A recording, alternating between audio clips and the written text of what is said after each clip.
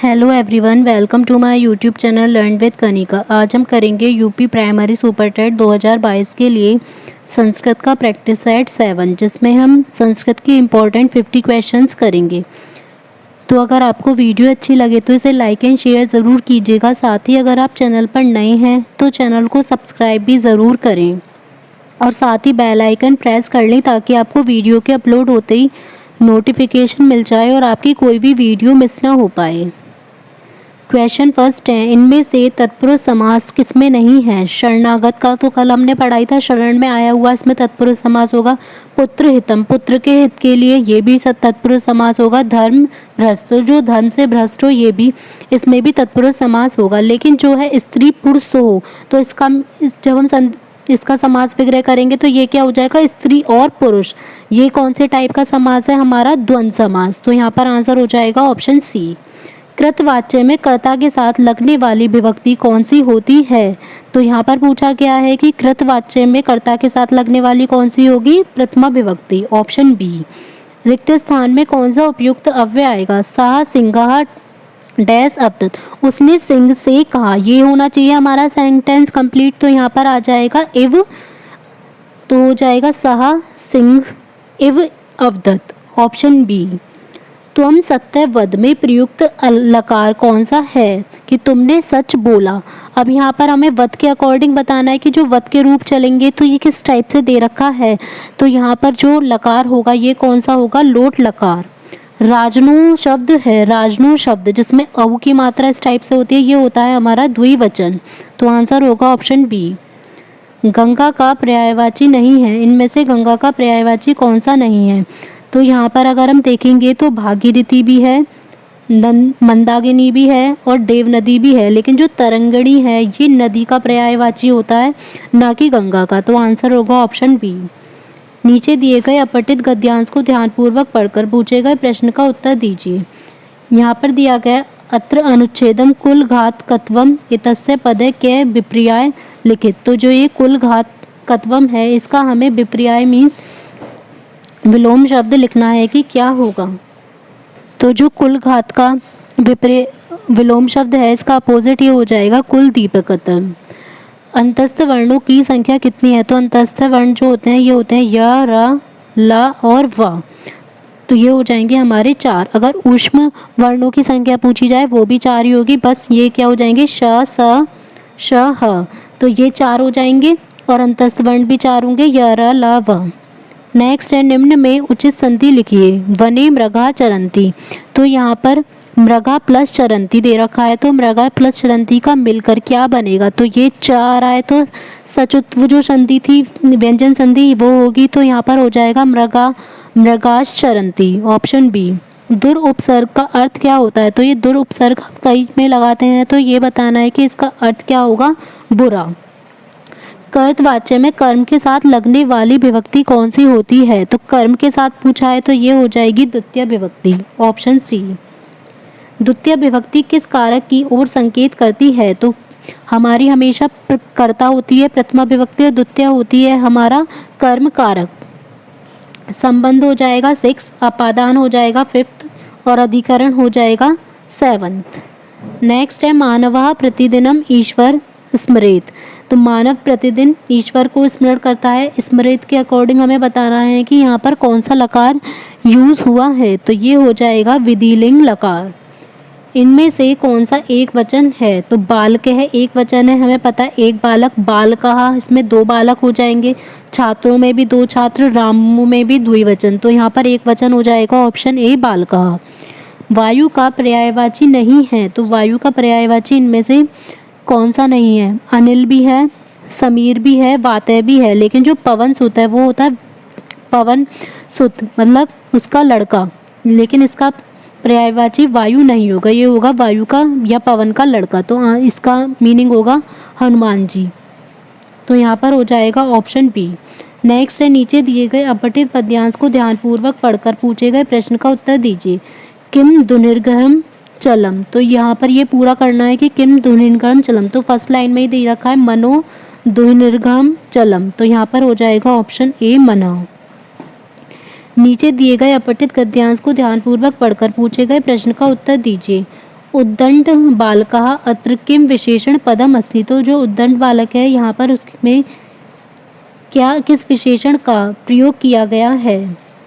तो ये दे रखा है हमें उद्दंड बालका, तो ये बालक तो हो जाएगा संज्ञा और उद्दंड उसकी विशेषता बताई गई है तो विशेषण पद हो जाएगा ऑप्शन ए उद्दंड। अनुस्वार का क्या अर्थ है। तो अनुस्वार का जो अर्थ क्या होता है, स्वर से पहले, स्वर के बाद या स्वर के बीच में। तो अनुस्वार का जो अर्थ होता है वो हमेशा स्वर के बाद होता है। नेक्स्ट है निम्न में से उचित संधि लिखिए। इतः प्लस तथा, इतः प्लस तथा को मिलाकर जो बनेगा वो हमें बताना है कि क्या बनेगा। तो इतः प्लस तथा को मिलकर बनेगा इतस्तथा और ये संधि होगी विसर्ग संधि। निष्फलम में उपसर्ग है तो निष्फलम में उपसर्ग हो जाएगा निश, तो ये हो जाएगा निश प्लस फलम।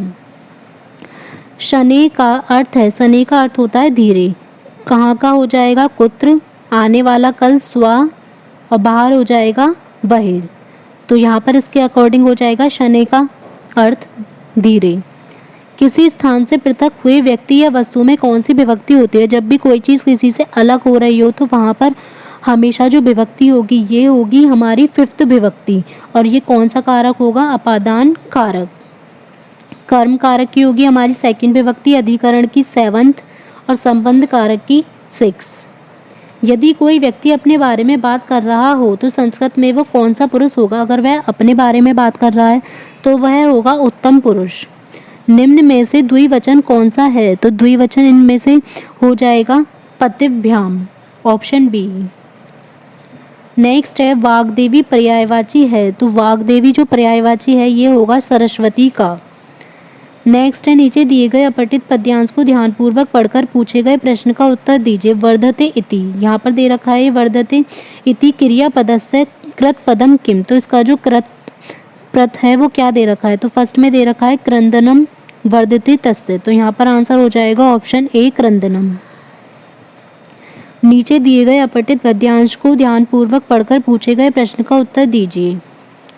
मयूरा इतस्य एक वचने किम रूपम। तो इसका हमें बताना है कि एक वचन क्या होगा। तो मयूरा का एक वचन हो जाएगा मयूर है, तो आंसर हो जाएगा ऑप्शन ए। नेक्स्ट है व्यंजन के प्रत्येक वर्ग के कितने वर्ण होते हैं। तो यहाँ पर जो प्रत्येक वर्ण होते हैं जैसे क वर्ग होता है फिर च वर्ग, तो सब में 5-5 वर्ण होंगे, तो आंसर होगा ऑप्शन बी। निम्न में उचित संधि लिखिए। अयाथकालम समागत है प्लस असी। तो समागत है प्लस असी को जो मिलाकर बनाएंगे तो ये संधि क्या बनेगी। तो यहाँ पर ये विसर्ग संधि हो जाएगी और ये बनेगा समागतो असी, ऑप्शन डी। इनमें से किसमें सु उपसर्ग का प्रयोग नहीं हुआ है। तो सुगम में सु प्लस गम हो जाएगा, सुपुत्र में भी सु उपसर्ग है, स्वागतम में सु प्लस आगतम। लेकिन जो संभाषणम है इसमें जो उपसर्ग होगा वो सन होगा ना कि सु, तो आंसर हो जाएगा ऑप्शन डी। जहाँ के लिए कौन सा अव्यय उपयुक्त है, जहाँ को जो संस्कृत में लिखेंगे तो वहाँ पर क्या यूज़ होगा। तो ये हो जाएगा जहाँ के लिए यत्र, और अत्र के लिए होगा यहाँ, और कुत्र के लिए यूज़ होगा कहाँ।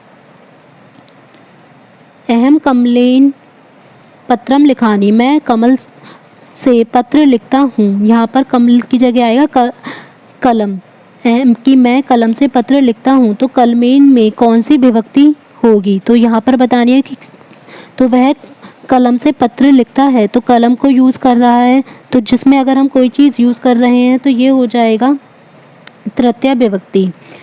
यदि संस्कृत में किसी तीसरे व्यक्ति के बारे में बात की जा रही है, यदि अपने बारे में बात कर रहे थे तो उत्तम पुरुष होगा, लेकिन अगर तीसरे व्यक्ति के बारे में बात कर रहे हैं तो वहाँ पर होगा प्रथम पुरुष, ऑप्शन ए। इनमें से बहुवचन कौन सा है। तो ये बालक के रूप दिए गए हैं तो इनमें से बहुवचन हो जाएगा बालकान। नेक्स्ट है आत्मजा का मीनिंग क्या होता है। तो आत्मजा का मीनिंग हो जाएगा पुत्र, और अगर यहाँ पर विसर्ग की जगह आ का डंडा लगा देते आत्मजा हो जाता तब हो जाता ये पुत्री। नेक्स्ट है नीचे दिए गए अपठित पद्यांश को ध्यानपूर्वक पढ़कर पूछे गए प्रश्न का उत्तर दीजिए। या सप्त राज्येषु अत्र या पदे पदम कस्मे प्रयुक्तम। तो ये किसके लिए प्रयुक्त किया गया है। तो ये हो जाएगा अरुणाचलाय। यहाँ पर लास्ट में दे रखा है अरुणाचले अश्मिन। तो ये जो पूरा पैराग्राफ है ये अरुणाचल के लिए है। नेक्स्ट है, नीचे दिए गए अपठित गद्यांश को ध्यानपूर्वक पढ़कर पूछे गए प्रश्न का उत्तर दीजिए।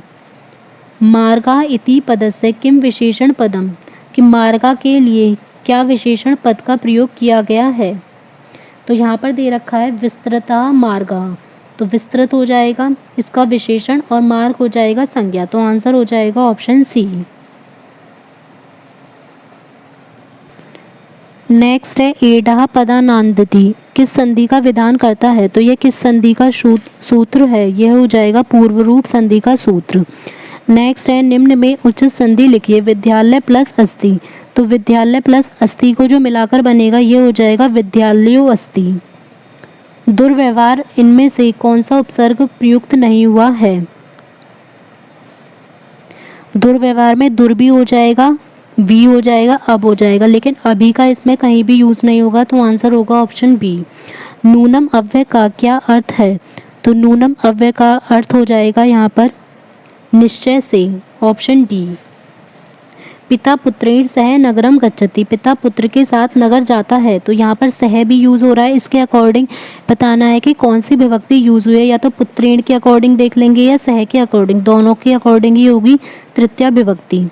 युवाम पट्टा में कौन सा पुरुष है। तो युवाम के अनुसार हमें देखना है कि कौन सा पुरुष होगा, ये हो जाएगा मध्यम पुरुष।